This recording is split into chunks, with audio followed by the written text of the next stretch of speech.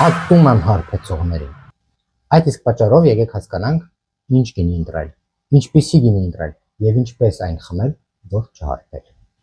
Բարև ձեզ։ Իմ անունը Տիգրան է։ Հետևեք ինձ։ Պատկերացնենք, մտանք խանութ։ Դարակների վրա տեսնում ենք մի քանի տեսակի շամպայններ։ Կարող ենք կարդալ Prosecco, Cremant, Cava կամ հենց շամպայն գրված։ Ինչպես տարբերել մեկը մյուսից։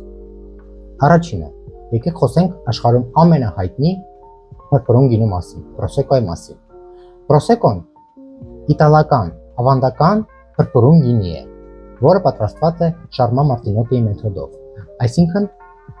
խմորումը տեղի ունեցել մեծ չաների մեջ։ Քային մեղրահամ համ ունի։ Սխալա, մեղրահամ համ չի լինի։ Prosecco-ն մրգային մեղրահամ փրփրուն գինի է։ Ինչու է Prosecco-ն հայտնի աշխարհով մեկ։ Քանի որ հասանելի գին ունի։ Երկրորդը, եկեք խոսենք Cava-ի մասին։ Cava-ն դա իսպանական փրփրուն գինի է, որը ի տարբերություն Prosecco-ի պատրաստվում է արդեն ավանդական մեթոդով։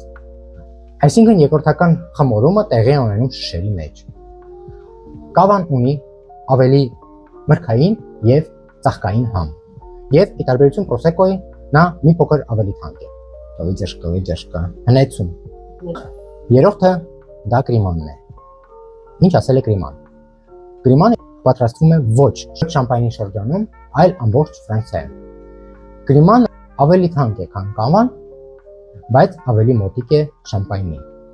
Եվ ի վերջո շամպայն։ Փրփրուն գինիների թագուհին,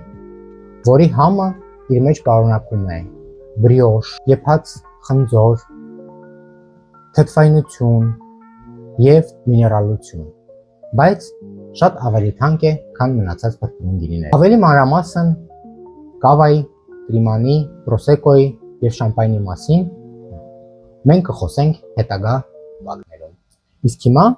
գրեք մեկնաբանություններում, թե ինչ գինի եք նախընտրում դուք եւ ծանոթ եք արդյոք վերը նշված փրփրուն գինիների տեսակների։